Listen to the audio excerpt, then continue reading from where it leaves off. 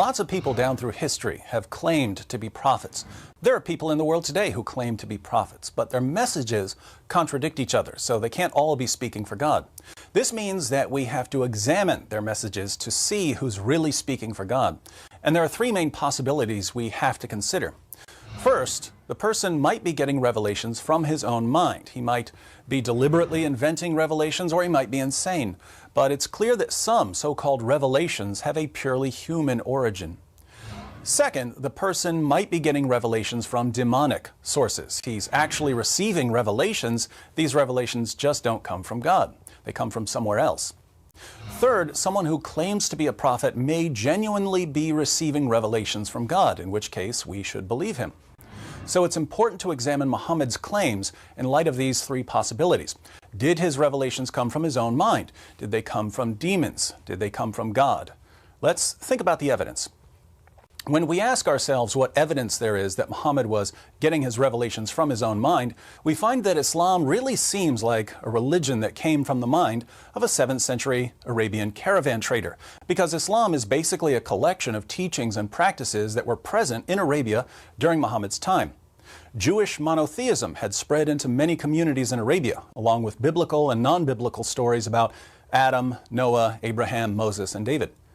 Teachings about Jesus and Mary that were popular in certain Christian cults were being taught in Arabia. Things like Jesus speaking at birth, Jesus giving life to clay birds, Mary giving birth under a palm tree, and so on.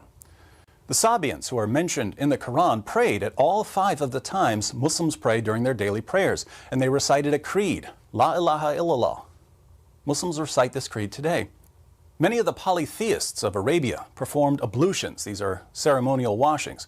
They took an annual pilgrimage to Mecca. They circled the Kaaba. They kissed the black stone that supposedly fell from heaven.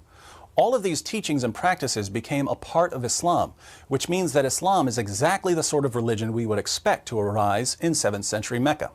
So we have good reasons to think that Islam had a human origin, the mind of a man deeply affected by the teachings and practices that surrounded him. But we should also look to see if there might be something darker at work. Here we find plenty of evidence suggesting that forces beyond Muhammad were involved in his teachings. We know from Muslim records that when Muhammad began receiving revelations, his first impression was that he was demon-possessed. We also know that after his experience in the cave, he became suicidal and tried to hurl himself off a cliff. According to the earliest Muslim sources, Muhammad was tricked into delivering a revelation from the devil. These are the so-called satanic verses, where Allah gave Muslims permission to pray to 3 pagan goddesses.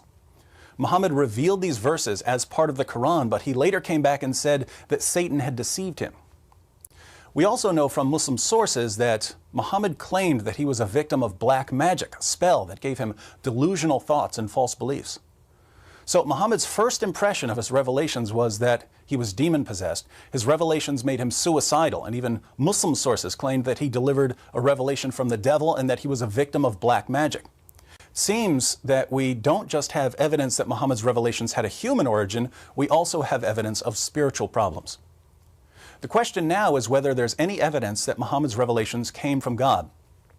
Now, the Quran offers 2 main arguments for Muhammad's status as a prophet. The first is what I call the argument from literary excellence. The claim here, which we find over and over again in the Quran, is that the Quran is so wonderfully written, it must be from God. So Muhammad's main argument is that the poetry he was delivering was so wonderful, it could only come from God.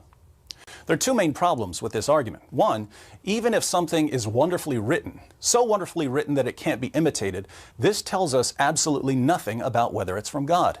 If we can't write poems like T.S. Eliot or plays like Shakespeare or books like Charles Dickens, this doesn't mean that Eliot and Shakespeare and Dickens are prophets of God. It would only mean that they had unique literary styles.